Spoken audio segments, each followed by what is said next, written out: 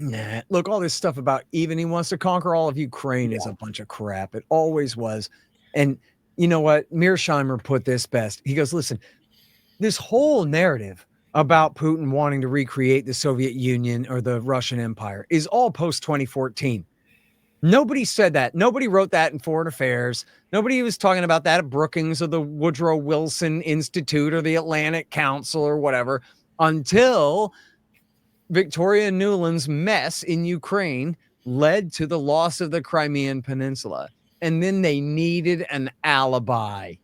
Oh, you know why this happened? Putin woke up on the wrong side of the bed this morning. Oh my God. Did I ever tell you about that time that he said he wishes he was Joe Stalin and could recreate the Soviet Empire? Yeah, right. The whole thing was a hoax from the very beginning. And at the time, Barack Obama and even John Brennan admitted, even Michael McFaul and all kinds of the worst Russia hawks admitted that, nah, look, his move in Crimea was a reaction to what we had done. Buy my novel, Escape from the Village, from major booksellers online. Go to escapevillage.com. Subscribe to the Substack. Go to fountainheadforum.substack.com. Support the forum. Go to buymeacoffee.com/fountainheadforum. Thank you. Welcome to the party, pal. This is Fountainhead Forum 264. I have Scott Horton. This man needs no introduction, and he's done 6,000 shows. He's quite, Scott, I realize that if you do 8,760 hours, would be an entire year of shows. Do you think you'll get to that, close to that pretty soon? I hadn't thought of it that way. Yeah. Wow. Yeah. I'm getting there, man. It's, although the truth is, especially over the last couple of years, I've really slowed down. Yeah. Especially over the last year, I've really slowed down on my interviews, and I've only been doing one or maybe two a week, because I've just been focused on the book. And then now I'm focused on getting rid of the thing and doing interviews with other people on their shows instead of interviewing people on my show. I have a lot of traveling and speaking and things to do, but I am a radio show. I'm not an author. I'm a radio show. That's what I want to do with my life. And really, like, I'm married to radio too, not just podcasting. I still like being on the radio in Los Angeles on KPFK FM out there. And, I would like to be on Right Wing AM radio. That's what I love to do. When I'm a guest on Right Wing AM radio, I just love it, dude. And I don't know how many people are listening anymore, but it's still thousands. But I love the venue of, anyone dialing through their dial on the pickup in their pickup truck can listen on what's going on without their buddy having to send them a link and tell them to listen to it, but just, accidentally tune in and go, what am I listening to here? Because that's why I love radio. What am I listening to? Oh, these guys. Oh, okay. I don't know. It's fun for me. I love it. That's why I want, that's why I want people to, how I want them to hear my show is driving down the highway. Scott is author of Hotter Than the Sun, Fool's Errand, Enough Already, The Great Ron Paul, and his most recent book is Provoked, which is how Washington started the new Cold War with Russia. So, Scott, you and I were both teenagers when the Berlin Wall came down, and we'd all grown up hearing about how the evil empire is going to come conquer us, the Soviet Union, which, of course, separated, and Russia was the main part of that. Let's start from back there. First of all, do you think the U.S. really ever wanted the Cold War to end? No. Well, I mean, they didn't want the Soviet Union to end. I talk about it in the book. Yeah. But, and this is relevant to our current discussion too, that the Bush administration considered Ukraine to be east of Eastern Europe. They would say, listen, we didn't want the Soviet Union to break up. We just wanted to liberate Eastern Europe. Yeah. In other words, not the Soviet republics, so-called republics, but just the Warsaw Pact states that had been, that should have been independent states that had been enslaved by the communists after the Second World War. So Poland and the Baltics and Hungary, Czechoslovakia, and Slovakia and Romania and Bulgaria, right? These countries, but the actual republics themselves. Well, and see, Now, the Baltics are a curious case because I think the Baltics did count as Soviet republics, but that was a separate case because the Americans never considered the Baltics as legitimate Soviet possessions and always, at least verbally, supported Baltic independence even throughout the Soviet. So that's like the Soviet days. So that's like an asterisk there. But they did say, Scowcroft and the others did explain that they expected for Gorbachev to hang on to Belarus and Ukraine and wanted him to. And that was Bush Sr.'s famous Chicken Kiev speech, is what William Safire of the New York Times called it, where he went to Kiev and he told them, listen, I don't support your independence from Russia. If you're going to break away from the Soviet Union, it should be on Gorbachev's timetable in Moscow, not on yours. And don't think that I've got your back because I don't, was essentially the speech. And right before Ukraine and Belarus were to sign the brand new Union Treaty, is what it was called. I enunciated that wrong. Right before they were about to sign the new Union Treaty, the commies did their big failed coup d'etat of August 1991. And the big failed coup against Gorbachev led to then the complete sidelining of Soviet power in favor of the Russians. And so Yeltsin then went and made a side deal. Yeltsin was the president of the Russian Federation, went and made a side deal with the leaders of Ukraine and Belarus at a secret meeting in Belarus, where they decided to break up the end of the last of the Soviet states and to agree to independence for all three. So now there was no, it didn't matter. The Soviet Union could meet all day. They had nobody to rule anymore. The thing had essentially been broken. And it's amazing to read. You could be an academic about it or you could be a partisan about it. It's amazing to read the Bush people talk about, oh no. I mean, especially Scowcroft talked about like how regretful it was that the Soviet Union had fallen apart and that Ukraine and Belarus had fallen out of Moscow's direct control. They just saw it as nothing but a series of problems waiting to be unleashed. And they would have preferred that Russia maintain control over Ukraine. That was the Bush senior administration's thing. So in other words, they wanted an end to the Cold War. They didn't want an end to the Soviet Union. They got the end of the Soviet Union, but they kept the Cold War. So go figure. And I believe the Baltic countries had already declared their independence. What about the or they declared? Yeah. Hmm. Or maybe it was around the same time. Right after the commie coup. And and so did Ukraine, but then Ukraine had their final vote on independence in December. Yeah. But I think they initially declared independence along with the Baltic states. And I think Kazakhstan was shortly after that in the fall of 91, after the coup of the summer. And what about the other Central Asian countries in the Caucasus region? Because they all broke off like right during that same time frame. I apologize. I don't know. Armenia, Azerbaijan, and Georgia, which months they broke apart. But I know that all the Central Asian stands, Afghanistan doesn't count. They were already independent, but the other stands all went in the fall of 91. Okay, yeah. So we got, because it was certainly Christmas 91. Remember that Gorbachev goes on television and says, I'm resigning, and that's essentially the end of the Soviet Union. Yep. So, and in fact, it was on Christmas every year, especially in my household, we celebrate the end of communism, and the end of Soviet communism every Christmas. I like you, I was a teenager. I was 14, I believe. And I'll never forget that. Like, I bet you can find it now, the Ted Koppel thing. I think that's what we probably were watching at my house, was Ted Koppel going, well, God dang, guys, the red flag just came down, and that is it. It is one and done. And he had talked to Gorbachev earlier in the day, who told him like, yeah, it's over, pal. And they couldn't believe it, man.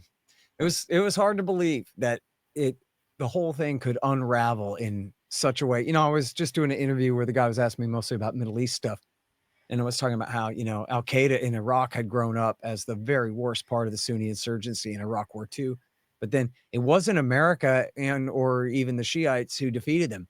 It was their allies in the Sunni insurgency who turned on them and stabbed them in the back, which is just like a magic wish coming true, dude. It's just an absolute miracle that could have happened. And now, of course, damn Barack Obama, because he brought them back to life again. But Al-Qaeda in Iraq had essentially been killed by their own friends, with just a little bit of help and money from the Americans, but mostly by their own guys. Had turned on them really a year before Petraeus went and got at the head of that parade. So this was like that.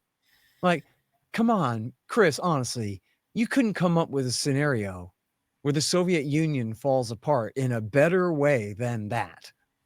You know what I mean? Without a massive war in Eastern Europe trying to prevent it from all unraveling. Yeah. It's amazing that it happened that way. It's like a lucky magic happy wish type Japanese translation thing beyond what you could ever hope for. It was all pretty wild because it was so peaceful relatively. I mean, you know, the Romanians, got violent and executed Ceausescu on Christmas in '89, but then Azerbaijan and Armenia. Yeah, and Armenia. Yeah, that's absolutely horrible. But the Czechs and the Slovaks just parted ways, said bye bye, and of course Yugoslavia was horrible, but it really was. It was very peaceful the way a lot of this happened, and most of these countries are better off. Most of these places I think are better off now with the. I know, well, Turkmenistan has become something that's as bad or worse than North Korea, but otherwise, and then you still got some of these unrecognized countries like Transnistria, and yeah, it's been very. I hope it stays peaceful. Yeah, but so where did we go from there? I was asking myself, and of course, I was 18 when the Berlin Wall came down, so I was 20 when Gorbachev resigned. But what happened after this? Because I remember thinking, okay, well, why does NATO need to exist? If NATO was to defend against the Soviet Union, what's the purpose of keeping NATO alive? But they said, oh, we're going to bring unified Germany into NATO. Well, look, from their point of view, I mean, a lot can be gleaned just from the direct discussion, the famous discussion of James Baker and Premier Gorbachev on February the 9th, 1990, with the famous not 1 inch promise as part of the same discussion. What Baker is telling Gorbachev is, look, man, do you want an independent, reunified Germany? I mean, your power is receding here. Germany, it looks like it's going to be reunified, whether you want it to or not. You should probably just acquiesce with that. And then, but do you want Germany to be neutral, he says, but by which he meant independent from American power? Or wouldn't you prefer that America stay the dominant military power in Germany? And then reunification would happen. But within NATO, don't you see how that would be probably preferable from your own Soviet point of view? And Gorbachev thinks that this makes sense. Like, on one hand, it's going to cost him a lot if he's got to give up Eastern Germany and they're going to reunify under Western control.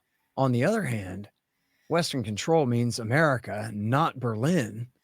Then, like, okay, maybe that's less worse.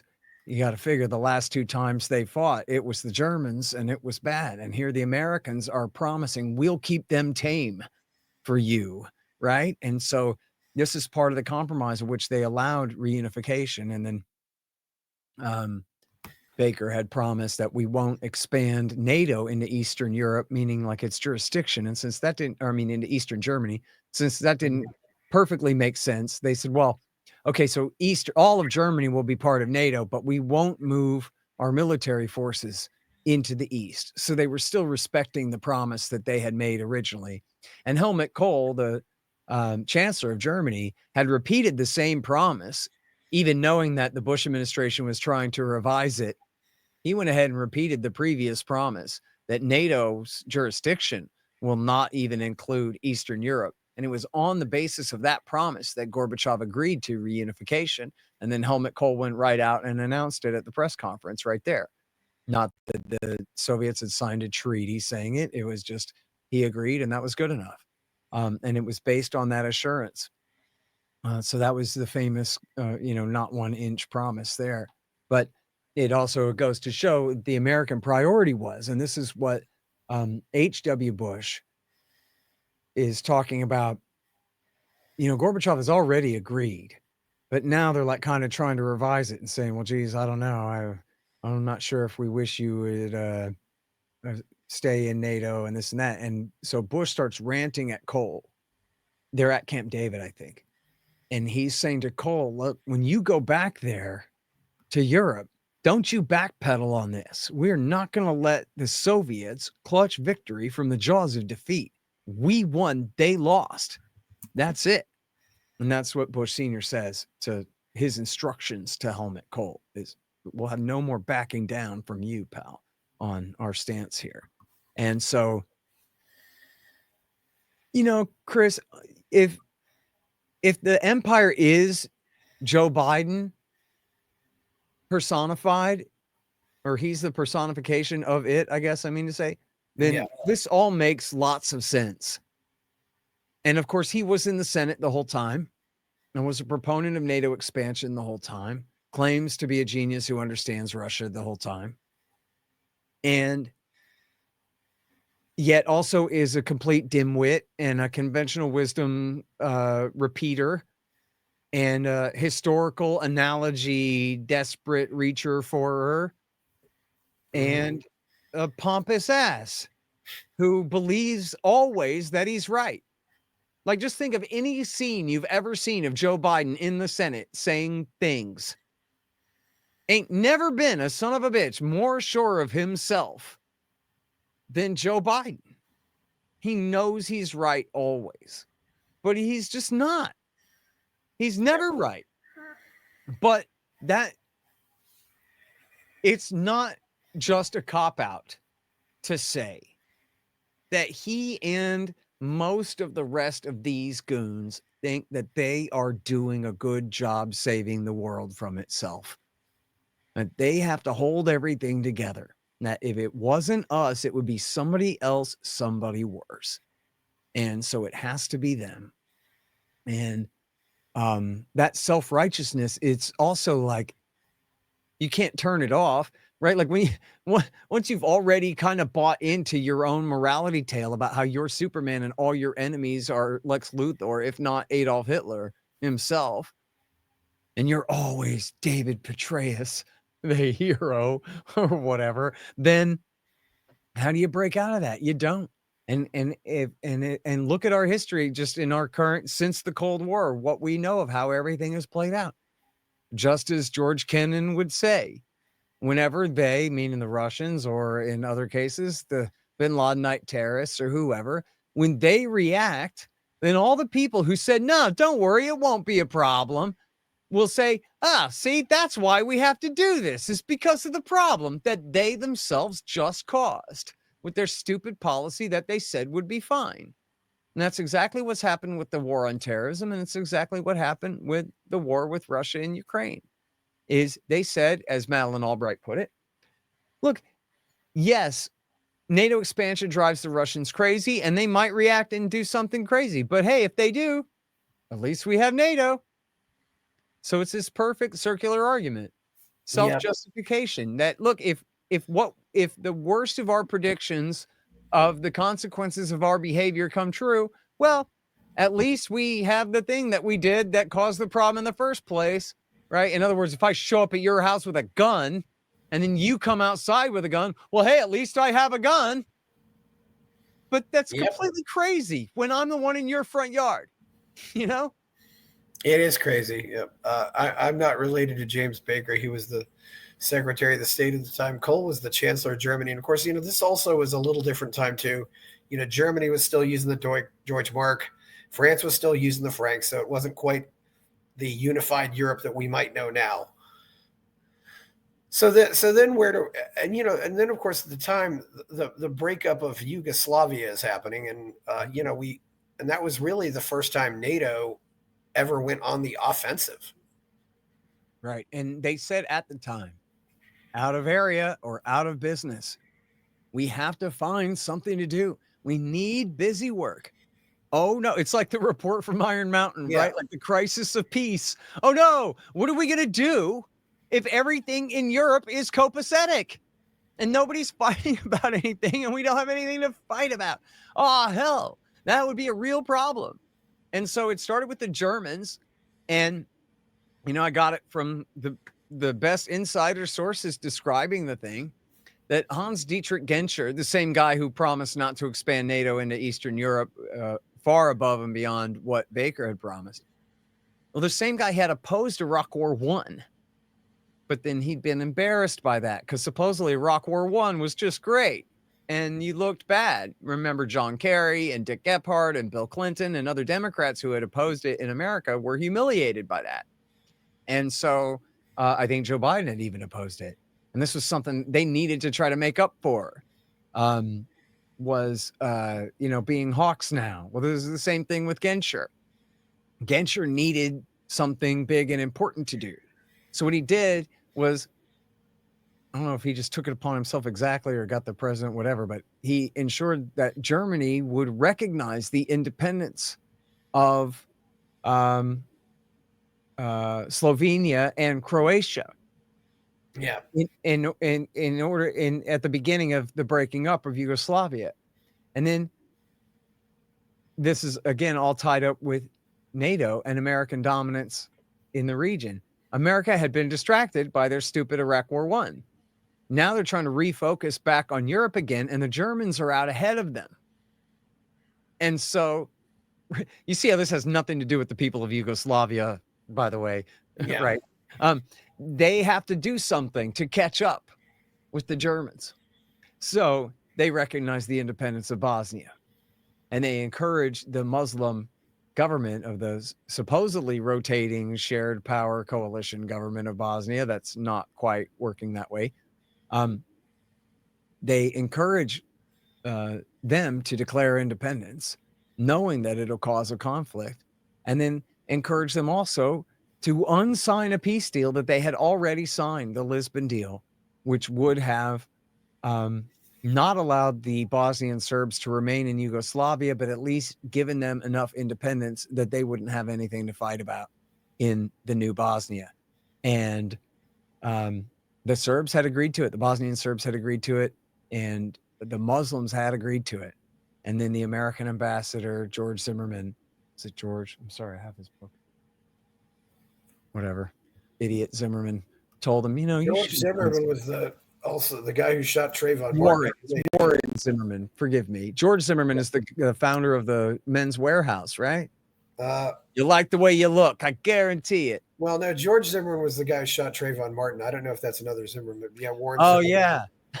Yeah, and then of course the Zimmerman telegram. But yes, Men's Warehouse guy. That's different. Yeah. Sorry. Yes, it's Warren Zimmerman. Yes.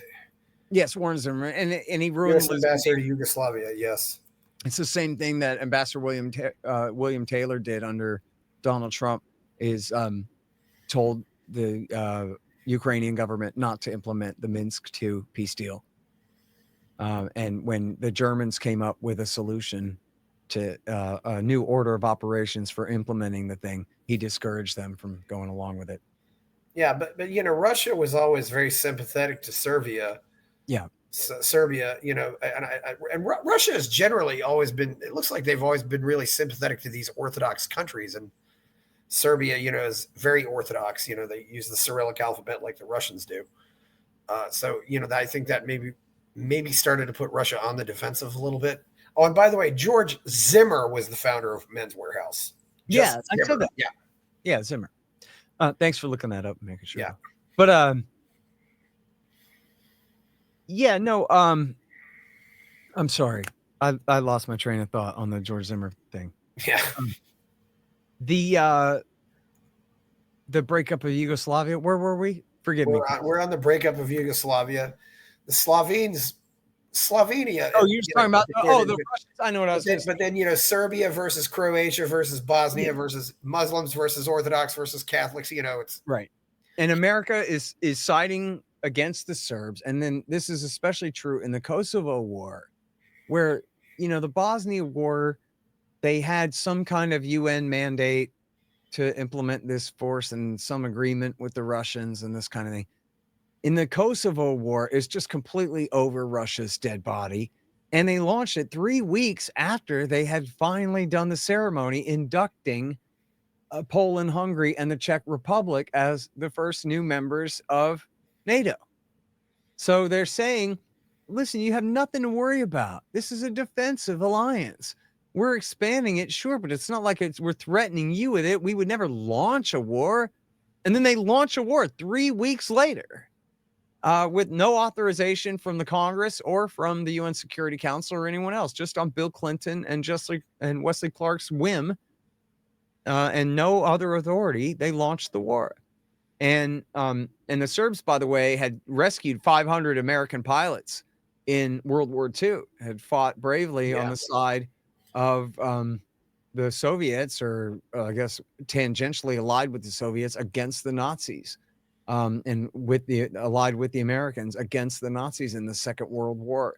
And the Croatians and the Bosnian Muslims had served the Third Reich and the Italian fascists. The Albanians and the Kosovo Albanians as well have been backed by the Italian fascists in the war. And it was the Serbs who had fought on the Allies' side that the Americans were betraying here. And, you know, they said there's all kinds of people just agreed about this, that the whole war essentially didn't have to happen, that it was this intervention by the West that caused it, that you had, you know, obviously there are problems and the country was breaking apart, but that could have gone a lot of different ways. And it's funny, man, if you read Bombs for Peace by George Zamuli, I certainly lose track. I'm sure he's able to keep track of the jargon as he uses it. But when you talk about a country, a nation, a republic, a state, like these all have these overlapping meanings that apply and don't apply in whatever circumstances that you want. And you can have enclaves and you can have confederations, and they're just all different ways of conceiving of certain forms and kinds of relative independence and autonomy within broader arrangements with other groups and countries, so that you don't have to just fight all the time. It can be worked out. What do you mean when you say republic? What do they mean when they say a nation, a people, a country? And can we have a common understanding that you guys can have your country here as long as we can have our republic here, and then we'll be all part of the same nation together, as long as we all understand each other. It doesn't have to be impossible. But when you have, and look, Colin Powell was the chairman of the Joint Chiefs of Staff, and he blamed it all on the State Department. He was like, man, it kind of sucks that you State Department weenies come in here, ruin everything, and then you demand that I put my army guys on the ground and go get shot at to go and solve the problem that you caused. Well, what does that sound like? How dare Colin Powell make such an accusation, Chris, other than he was right that it was their fault? That was why he said it, because it was true. Otherwise, he wouldn't have said that. He would have said, it's too bad what those dang Serbians are doing, but I still don't want to go and intervene. But that's not what he said. He said, it's too bad what you dummies did here. Yeah. You know? Yeah. So it wasn't just about, you know, getting even for what happened during World War II. It was because those people have been fighting a lot. Well, I mean, there were a lot of harsh feelings. Yeah. You know, that honestly, the guy Tudjman who took over in Croatia, he had fought with, I think, communist Croatian partisans against the fascists in the war. But then when he took power, he revived the fascist salute and the fascist flag and the fascist song and whatever, and was trying to revive the Ustashi movement as basically his core of support. So and he was in the war, but he was on the other side in the war. When the Ustashi guys were helping commit the Holocaust, were slaughtering Serbs as well as Jews and Gypsies and whoever by the hundreds of thousands. Yeah, it was awful. Yeah, it was really bad. Yeah, well, okay. I don't want to get hung up too much on Yugoslavia, though. And this was still a time too when some of the old conservatives were still alive, you know, like Russell Kirk, and they were saying, why are we getting involved in this? You know, I thought we were supposed to all Mhm. You know, we all thought we were going to have this peace dividend, which never really happened. I mean, I don't think people realize just how significant that first Gulf War was, because that was, as people said, yes, the Vietnam syndrome is over. They were declaring Americans are ready to go to war and win, and it really, unfortunately, boosted American confidence. But you know, Well, I'm glad you brought up Russell Kirk because, you know, this was a guy who was considered a primary founder of the post-war conservative movement in the 1950s, with his important book, which is, I'm sorry, I always confuse his and Goldwater's memoir, The Conscience of a Conservative. His is called The Conservative Mind, conservative right? mind, Russell Kirk. yes, The Conservative Mind. And he gave, I cite this, I block quote this at length in my previous book, so I only cite the footnote in the current book here.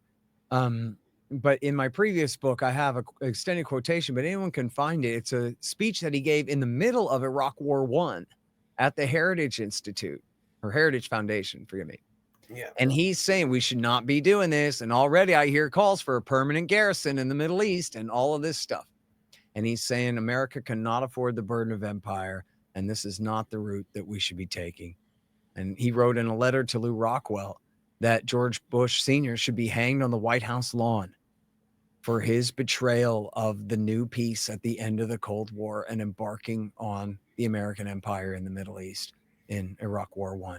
So, you know, that's not a fringe figure, man. This is a guy who was an icon of the conservative movement. And he hadn't become a radical. He hadn't become a commie. He hadn't joined Medea Benjamin at Code Pink and hating America or whatever people think about that, which she doesn't. She's a good lady. But anyway, the point is that Russell Kirk was Russell Kirk when he was saying those things. And we should not be doing this. So it wasn't just Pat Buchanan or Ron Paul. Like, I love Ron Paul, but I also know that Ron Paul and his strict libertarian non-interventionism is not as representative of mainstream foreign policy consensus as I wish it was. Okay. It's just, it's not. But the point is that there were people who were well inside the consensus of America's foreign policy establishment, people who had real power and influence, who also agreed we should not be doing this. And then they did it anyway. And the people, you know, like I cite George Kennan, but even his rivals to the right, like Paul Nitze and Robert McNamara and all of these guys, when they said don't do this, they said because it's going to ruin our new relationship with Russia. Why? This could jeopardize the START II treaty, which eventually it did. And that was, by the way, the START II would have banned multiple independently targetable reentry vehicles. No MIRV, one warhead per rocket. And that treaty eventually was killed when W. Bush tore up the ABM treaty. It was the final death of START II, but it had gotten into deep trouble in the ratification process in Russia because of NATO expansion and because of the war in Yugoslavia. And so all of the people who said, oh man, I'll tell you what's going to happen if we do the thing that we shouldn't do, that you guys are determined to do, it's going to be just like this. They were all proven 100% right. Pat Buchanan says, we have scheduled a conflict for Russia for the 21st century, probably about 20 years from now. He wrote that in 99, you know? Yeah, exactly. Yeah.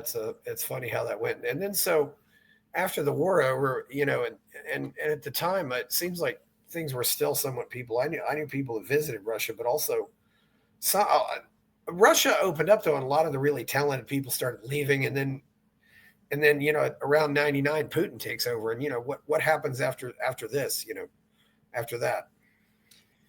Well, I mean, he declared independence from the United States, but he wasn't too much of a jerk about it. I mean, the first thing that he did was assert the national government of Russia's political authority over the economic power of the country. He told the oligarchs that the Clinton regime had helped to make in the Yeltsin years that you guys can either play ball or go to prison or get the hell out. And some of them played ball. Berezovsky and, fled. Some of the others fled to London or to Tel Aviv, or to New York. But Berezovsky's right-hand man, Roman Abramovich, he's still one of Yeltsin's closest guys to this day, and owns the Chelsea football team in London, and has the biggest yacht in the world, and is a powerful guy, and friend of Putin to this day. So it's not that he abolished corruption and mobsterism. It's just that he said, listen, I'm the president of the country, and that makes me the boss, not you.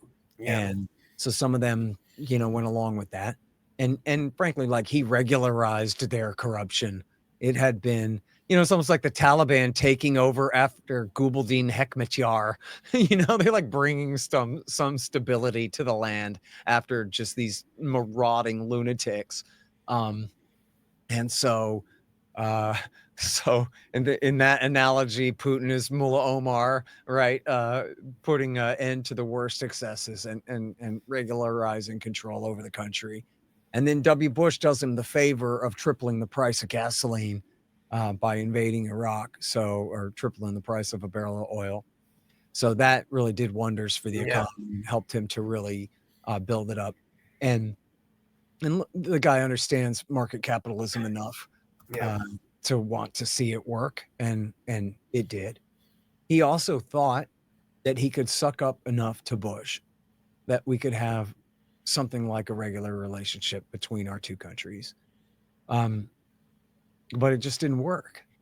And, Chris, you think about, we always heard about this when we were kids. I don't know if they still talk about this a lot, but I guess they kind of do, is we always hear the lessons of Munich, but there was also the lessons of Versailles. And that was that they never blame Wilson for this, but that's where the story starts, is because America intervened and tilted the balance so far in favor of Britain and France, they were able then to dictate these ultra harsh terms onto Germany at the end of the war, stripping them of all their territories and demanding that they pay the entire cost of the war in reparations to Britain and France and to Russia, I guess, or I guess not Russia because it was the communists by then, but still they couldn't afford it. The Americans are the ones who bailed out the British and the French anyway, just gave the money to the Germans. The American taxpayers were the ones who had to pay it all off. But that led to the hyperinflation of the 20s, and it led to the humiliation of the stripping of all their territories. And as everyone agreed, as John Maynard Keynes predicted, it led to the Second War. It did. And the rise of the Nazi Party and the willingness of the German people to tolerate the rise of the Nazis, to get revenge and reclaim their lost glory and empire and whatever. And not even their foreign empire, but just their outlying territories. And so everyone knows, even like Joe Biden could tell you, right? This is on the simple Joe Biden historical analogy level. The lesson of Versailles is, after you whoop your friend, be a good sport, or your enemy, be a good sport and make him your friend. And then I was raised to believe that this is the lesson that America applied when it came to Germany and Japan after the Second World War, was we built them up and we made them our friends. But now, of course, we were occupying their countries. We had total control over them and they couldn't do anything about it. And we had a Soviet enemy to threaten them with that controlled half of Germany and, of course, loomed over Japan. And at that time, the Soviet Union in alliance with Red China as well. So, of course, they welcomed America to build them up and make them their friends. And the Americans wanted to build them up, not just colonize them and subjugate them, but build them up and make powerful friends out of them. And after all, we don't have a purely colonial humiliation type relationship with Germany and Japan. They are sovereign nation states. They wink, nod, invite us to stay there because we strongly prefer that. But they're not just absolutely colonial satrapies of the United States. We did make friends out of them. But you see, at the end of the war, we occupied them. At the end of the Cold War, we did not occupy Russia. Yeah. America did not literally have a garrison sitting on the outskirts of Moscow, making sure that our guy is there and completely pwning their military and intelligence forces under our control, et cetera, like it is with Germany and Japan. So that meant what? That meant we can't build them up and befriend them that well, because we'll just be building up a potential adversary, and at the very least, an independent power that will be outside of our control. are direct control. As long as they have an absolute drunken, worthless sock puppet like Yeltsin up there, they can get away with a lot. But he wasn't even really a sock puppet. He was a drunken kind of a bum. So they were able to get as much as they could out of him, which was a lot. The degree of their, actual control, I guess, is just a term of art, and you're up to your category decision making to apply there. But they were never going to truly be able to rule Moscow. So then that meant they can't share power with them. We can bring Germany into NATO because that means, as we discussed before, that means keeping Germany under NATO. Yeah. We can't bring Russia in because they wouldn't be under it.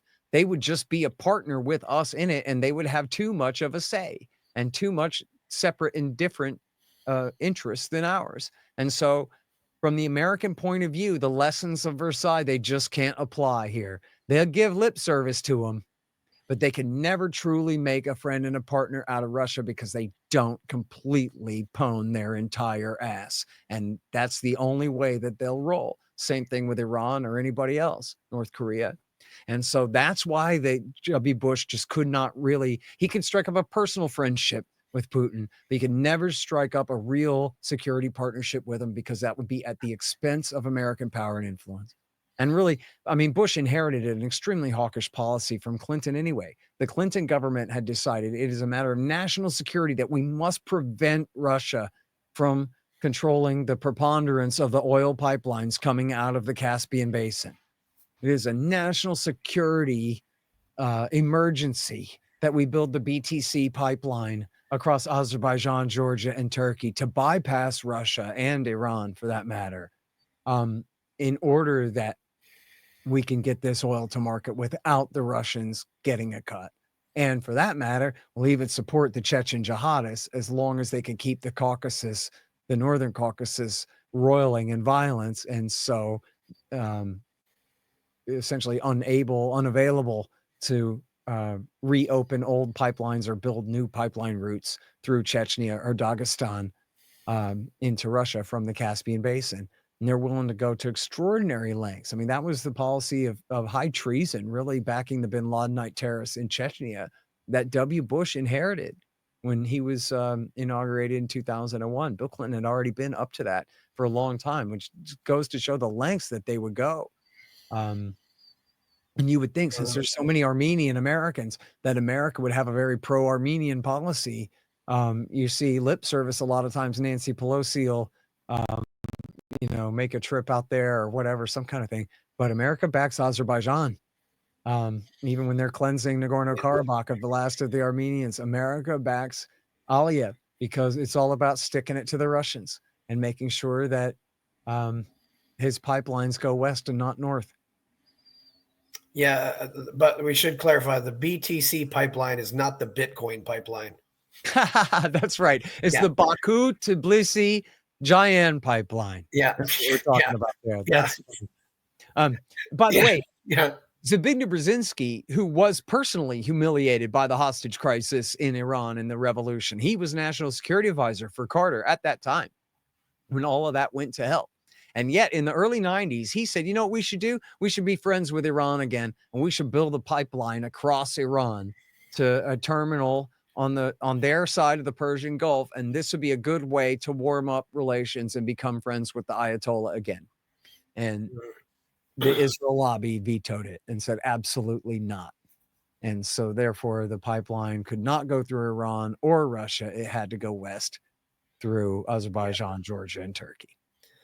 And I try to tell some of my Christian friends, you realize that one of the first Christian country in the world is being destroyed. That's Armenia, Wonderful people there. I've been there. It's an amazing country. But yeah. Oh, is that right? Yeah. Yeah, I've been there. I never been. And and the other thing too is Tbilisi, Ukrainian flags were everywhere. None in Yerevan because they still hate the Turks. So they're still very friendly to the Russians. And these are countries that both have their own unique alphabets. I hope they stay that way. Yeah. So, one thing we can at least remember with Clinton is we had budget surpluses with Clinton was president. I mean, isn't that just a shocking concept now? Budget surpluses. Well, it's just an inflationary bubble though. So but now excess tax revenues for a little bit there. And you know, as people have said many times, the first person who called George Bush on 11 September 2001 was Putin. He says, "Yeah, is there anything I can help you out with?" You know, right. Offered up yeah, bases, specifically offered up bases in yeah, Kazakhstan and Tajikistan, I guess. I'm one of sorry. those stones. Yeah, Yeah. And said, look, we'll give you all the intelligence you need to use against the Taliban. We'll give you everything we have yeah. on them. Because the Russians hate the Islamic terrorists just as much as we do. It's Yeah, it was America that was switching sides in the Afghan war, not Russia. Yeah, but then we get bogged down in this, and then how does this, impact what's going on? I mean, what's happened with our relations with Russia since then? It seems like we've been having these little proxy wars with the Russians, and why Russia is now becoming, they're interfering in our elections and all this crap. It's Well, look, the bottom line is it's the torn up nuclear treaties, NATO expansion, and that, when Bush tore up that treaty is the anti-ballistic missile defense treaty, which limited us to a couple of ABM sites in North America. That was Nixon's treaty because it's just arms race material. The more defensive missiles you put up, the more offensive missiles they put up, and vice versa. And it just keeps arms racing forever. At that point, they had tens of thousands each in the late 60s, early 70s. And they said, just forget this, man. Here we can find a way to limit expansion of the arms race. And so that was what they did. But anyway, so Bush tore up that treaty. And as I said, implicitly, the START II treaty along with it. And he installed anti-ballistic missile systems in Romania and Poland and radars in the Czech Republic. And the problem is that they're dual use launchers. So the idea is either one, they can shoot down incoming Russian missiles, which helps to create a first strike capability, meaning we could hit them with a first strike and then hopefully shoot down any retaliatory strike that they have and get away with it. In other words, cancel mutually assured destruction by achieving a first strike capability. But then they're really not talking about enough missiles for that. That was what W. Bush pointed out. Come on, Vlad, this isn't for you. This is for Iran, I promise, because after all, this is not enough missiles to shoot down an incoming salvo from Russia, which is right. But then Putin said, well, maybe it's because they're dual use launchers. And you can fire a Tomahawk cruise missile from that same Mark 41 missile launcher that you can fire your Sparrow defensive missiles from. And I suspect that actually is right. It's why they did that. And it was clearly in violation of the spirit of the INF Treaty, which was Ronald Reagan's great achievement from 1987, the Intermediate Nuclear Forces Treaty that kept short and intermediate range missiles out of Europe up until Donald Trump tore that treaty up in his last year in office in his first term. And by the way, the missiles have not been reintroduced yet, but they could be. And anyway, and then it was the color-coded revolutions, where beginning with Bill Clinton, but continuing through W. Bush, was essentially open coup d'etats disguised as popular revolutions. And we saw this in the bulldozer revolution. It got started really earlier in Croatia, in I guess 98, and in Albania in 98, then Serbia in 99, the Rose Revolution in Georgia in 03, the Orange Revolution in Ukraine in 04, the Tulip Revolution in Kyrgyzstan in 05, the Cedar Revolution also in 05, which failed in Lebanon. These are essentially just against all of Russia's friends. Any country in Russia's near abroad that's tilting toward Russia will do anything we can to break them out of that. And then Bush also did the Bucharest Declaration, where he declared in his lame duck year 2008 that he would bring eventually Ukraine and Georgia would join NATO. And that was, as everyone can read, the Niet means Niet memo, where our current CIA director, then Ambassador William Burns, Bush's ambassador to Moscow, warned Condoleezza Rice not to do this. And, he writes in his memoir that he thought she agreed with him, Secretary of State Condoleezza Rice. And we know that Secretary of Defense Gates agreed with him because he wrote about it in his second book too, that they all wanted Bush not to do this. And Fiona Hill, who was on the National Security Council, she also tells the story in the New York Times about how she warned W. Bush. The whole government is against this. The CIA is against this. The National Security Council is against this. The national intelligence community is against this. The embassy in Washington, in Moscow, is against this. The Secretary of State and Defense are against this. They went ahead and did it anyway. And there's only one reason. It's because of unnecessary provocation of the Russians. It's going to lead to a war. They'll break, as Mearsheimer put it, they'll break Ukraine before they let us take it away. And so that was the deal. And Bush set us down that path. Then Obama came in, launched another aggressive war, bait and switched the Russians into supporting the Libya war on the UN Security Council in the name of a no-fly zone, just to protect the poor innocent civilians of Benghazi, which then Obama turned into a full-scale 9-month-long regime change campaign, complete with the lynching of the dictator at the end and the rest. And then, of course, the horrific war in Syria led to the rise of the caliphate and all the bin Ladenite takeover, and necessitated 10 years ago Russian intervention to save Assad, with the help of Iran and Hezbollah, to save him from America's and our allies' Al-Qaeda legions. And these are the same guys who just finished sacking Damascus last month. Now, and then you had the Maidan Revolution of 2014, where America again sponsored a coup, essentially a revolution, a coup d'etat dressed up as a revolution, that culminated in a right-wing street putsch by a bunch of neo-fascist goons, who took over the capital city at the end. And then the launch of the war at John Brennan's behest. We know John Brennan went to Kiev on April the 12th, and they launched the war on the 14th.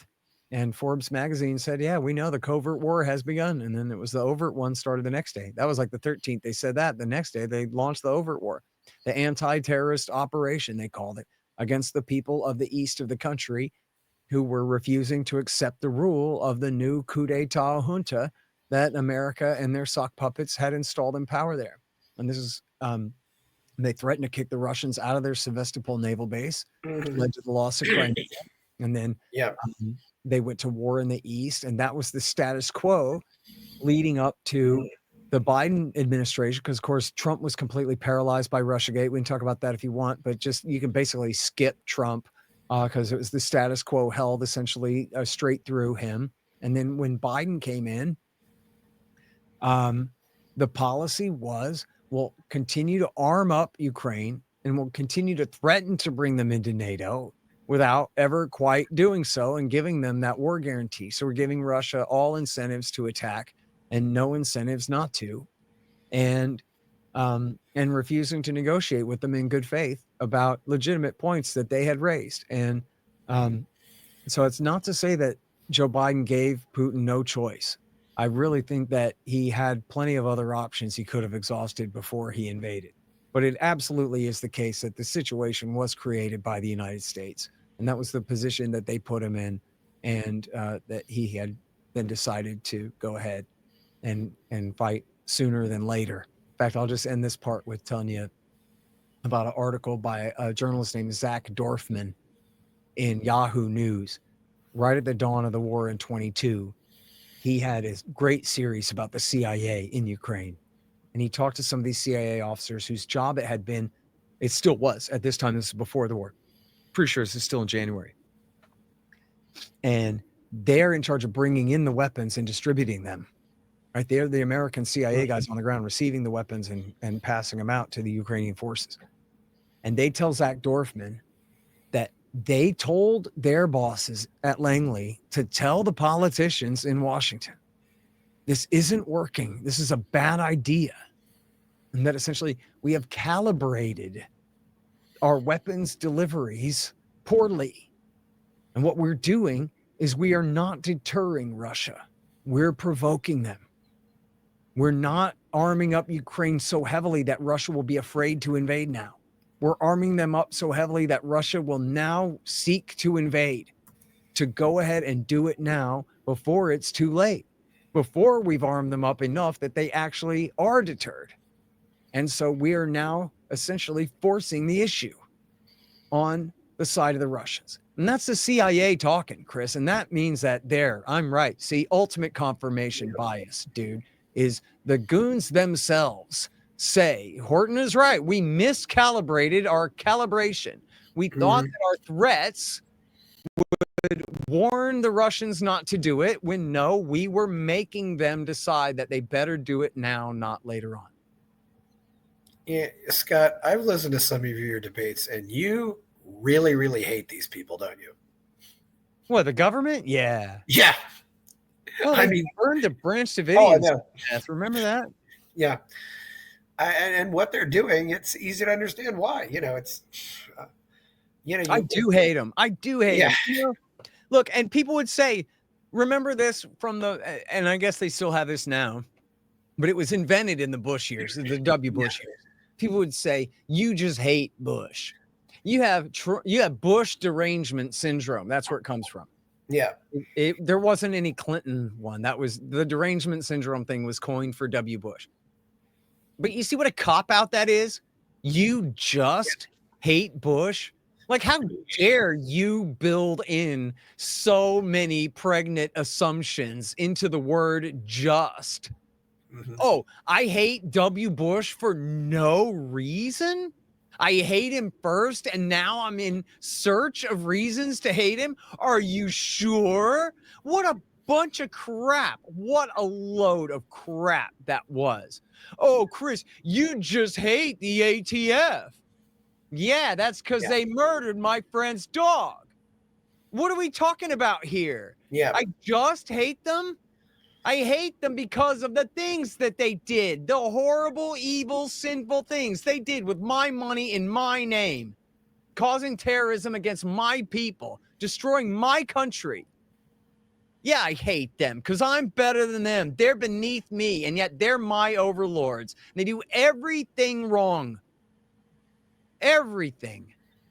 So, yes, if I believed in God, I would beseech for him to damn them. So do you think maybe there's just a case in like with Ukraine that they just need to redraw the boundaries a little bit? I mean, Crimea, for example, is a good example because that's always been populated by Tatars, not Ukrainians, Well, and most of them are gone too. I mean, it's a majority Russian ethnic population now. Yeah, yeah. But yeah, there was some Ukrainian population there, but it was like 20% or something, and far less now. And it's all right. Look, that ship has sailed 10 years ago. Yeah. Solid. So there you go. And it shows a great example of, just as you mentioned before, well, the Czech Republic and Slovakia can break apart. Yeah. Oh, yeah. So what's the problem? How come? And Justin Raimondo wrote this after the Orange Revolution in 2004 at antiwar.com. He said, we should go ahead and have a conference and break Eastern Ukraine off, let them be independent or rejoin Russia now. Why are these borders drawn by Vladimir Ilyich Lenin in 1921 before he croaked? I mean, talk about no authority at all. Some rotten corpse drew a line somewhere. So what? We can negotiate this.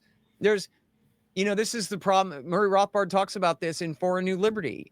The whole doctrine of collective security is wherever all the borders currently are, freeze frame, and no one can ever dispute them again. And then you would think that, well, the purpose of the United Nations would be, well, we can negotiate these borders if need be, instead of fighting about them. I mean, that sounds good, but everyone can admit, right, that like there are very few so-called natural states with anything approximating correct quote unquote borders based on ancient nationalities and ethnicities around the world, right? Like you have France is pretty French, but then again, they got a part of Germany in their far east. And I think, I don't know what's the status of the South Tyrol or whatever the hell, but there are all kinds of places, especially in Europe, but everywhere where the borders are in the quote unquote wrong places. A lot of times the European empires drew those borders to divide and conquer people, where they rule both countries, say in Afghanistan and Pakistan, where they drew the Durand line just to separate the Pashtun tribes in the first place. Then you have other places like in Africa where they drew a giant nation state around 10 tribes and didn't divide them and conquered them, but grouped and conquered them by keeping them all together in an artificial nation where they're all at each other's throats and whatever. But anyone who doesn't have a dog in any one of these fights, like say, for example, what the Americans could and should be if we had something like a limited constitutional republic way over here in the New World, where we actually literally don't have a dog in these fights, that we ought to be able to host peace conferences to resolve these issues. And look, if the people of Western Ukraine are determined on having their dominant culture rule everything, and that the people of the East are either outlaws or walking dead, well, then maybe the people of the East need to be able to leave if they want. Maybe we need to implement the Steinmeier formula and have some elections here, man. That was the deal. Somehow this is supposed to be like impossible, verboten. Yeah. It's Nazism. This is just like when Hitler took Czechoslovakia, and that always applies in every case, right? But maybe not. Maybe actually we do need to negotiate some of these things. You mentioned Transnistria. I mean, there's a real problem. This tiny little sliver of land between Ukraine and Moldova that's ruled by essentially an ethnic Russian population. It was a tourist destination during the Soviet days, was populated by Russians, and I guess previously too, but especially then. And they've had de facto independence since, I forget, mid-90s, early 90s. Something like that, yeah. And with the presence of some Soviet troops, but no, or sorry, Russian troops, but no official offer of protection. And I don't even know what the potential solution is there that they don't already have, which is strong autonomy for the region. And nobody better mess with them too bad, or else it's going to lead to a worse consequence. But you can see how the Moldovans, and for that matter, the Ukrainians, should tread very carefully there, because they could incentivize Russia into deciding that they better rule the entire southern coast of Ukraine all the way to Transnistria, which would include all of Odessa and all of the land between Crimea and Moldova and Romania there. And so, yeah, Bulgaria. No, Romania. And then Bulgaria. And so, you can have this frozen conflict where the status quo is very imperfect but holding, or the situation could escalate. And I'm not saying it's outside of the possibility of the Russians to simply be aggressive and want to take it. They have their appetite. Someone asked Putin about Odessa, and he said, the weather there is very nice. We like Odessa just fine. I don't know whether he really intends on taking it or not over the long term here. Yeah, but the war could have ended a long time ago, and he would be in a much less advantageous position to attempt to do so than he is in now, or the trajectory he's on. Yeah, I don't. One thing I like to remind people of is, it's history shows us that younger men go and try to create empires. Alexander was in his 20s. Genghis Khan was before he was 40. Putin's an old man. He's almost 80 now. He doesn't fit the profile, of somebody who wants to go out and conquer the world. Nah, look, all this stuff about even he wants to conquer all of Ukraine is a bunch of crap. It always was. And you know what? Mearsheimer put this best. He goes, listen, this whole narrative about Putin wanting to recreate the Soviet Union or the Russian Empire is all post-2014. Nobody said that. Nobody wrote that in Foreign Affairs. Nobody was talking about that at Brookings or the Woodrow Wilson Institute or the Atlantic Council or whatever, until Victoria Nuland's mess in Ukraine led to the loss of the Crimean Peninsula. And then they needed an alibi. Oh, you know why this happened? Putin woke up on the wrong side of the bed this morning. Oh my God. Did I ever tell you about that time that he said he wishes he was Joe Stalin and could recreate the Soviet Empire? Yeah, right. The whole thing was a hoax from the very beginning. And at the time, Barack Obama and even John Brennan admitted, even Michael McFaul and all kinds of the worst Russia hawks admitted that, look, his move in Crimea was a reaction to what we had done. And he was trying to make up for that. Simple as that. All this crap about recreating the Russian Empire, please. And that was the guys who were responsible for creating the crisis. So see, you can't, there you go. They can't admit it sometimes. They would never admit their role and their responsibility, but they at least were admitting his real motive there. Well, Yeah. see, actually, Obama himself said, no, it was the transition of power that we helped broker. That's what he told Thomas Friedman. Do you think this could be motivated by other ideological things? Because some people have said that all of American foreign policy for the last 30 years or so has just been about killing Orthodox Christians, whether it be in Serbia or the Middle East or now. You know, and Putin is, for example, Putin has actually said that if you're a parent who has an ex who wants to transition your kid, Russia will actually be a sanctuary for you to take your kid. Well, look, I mean, I've never heard of any consensus in the United States by Protestant or Catholic Christians that they have some vendetta against the Orthodox of the East that they seek to carry out. So I think that this is a correlation without causation here. Okay. The Chaldean Christians got their asses handed to them too in Iraq War II.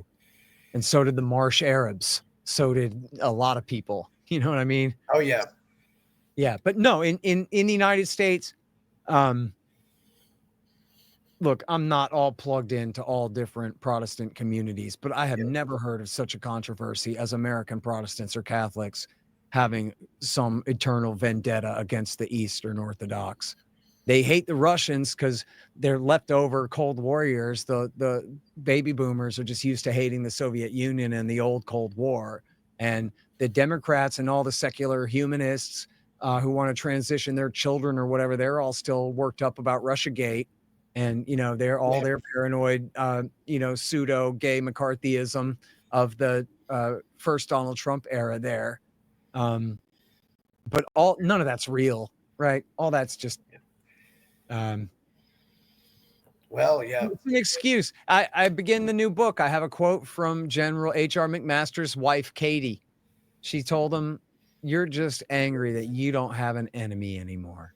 Yeah. Talking about all the Soviet Union. Mm-hmm. They wanted to have somebody there so they could have, a permanent gripe, something to do, out of area or out of business. We don't want to have to get jobs. So let's expand our military alliance. It's just like how the alcohol prohibitionists went after marijuana after alcohol was legal again.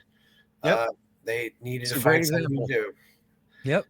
Scott, you said you had about an hour, as you once said, quote, "I collect footnotes like I collect Hot Wheels cars." I don't collect them like I collect Hot Wheels cars, but just as one does. But yes.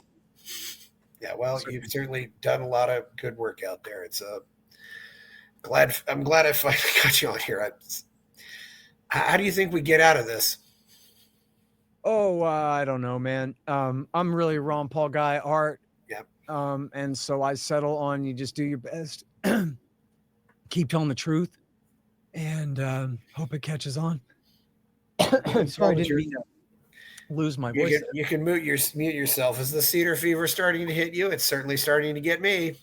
That one felt more like I inhaled a cat hair or something. Well, yeah, that's what we call it here in Austin. The cedar pollen overwhelms everybody, so they call it cedar fever. It's not really a fever, but it's the juniper trees.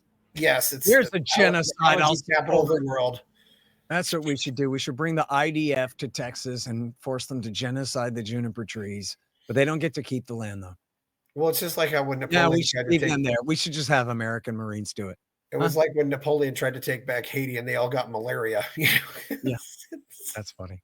Yeah, that is funny. Yeah. So anyway, where can we find you out there? There's scotthorton.org, I believe. And Amazon.com. Listen, very soon I'll be posting the audiobook series. It's going to be a podcast from scotthortonshow.com. I got to get in the habit of remembering to say that. That's my Substack, scotthortonshow.com. And I'm going to be doing a Murder Maid style podcast series of the book. Coming up here very soon. That will begin. And then I'm at Amazon.com and I'm at scotthorton.org, antiwar.com, and libertarianinstitute.org. And I'm on X at Scott Horton Show. Yes, yeah, you're out there. Yeah. Please like this show, subscribe to the channel, check out my novel, Escape from the Village. Go to buy me a coffee and check out my own Substack. And it's been good having you on here, Scott. Scott, by the way, still drives a standard transmission pickup truck. He's lives a simple life. Yeah. I turned 30 years old just the other day. That's good. You ought to write How to Make Your Car Last 30 Years by Scott Horton. Yeah. And Scott, by the way, your wife is Russian, right? She's Ukrainian. Okay, sorry. Jeez. But yeah. Okay.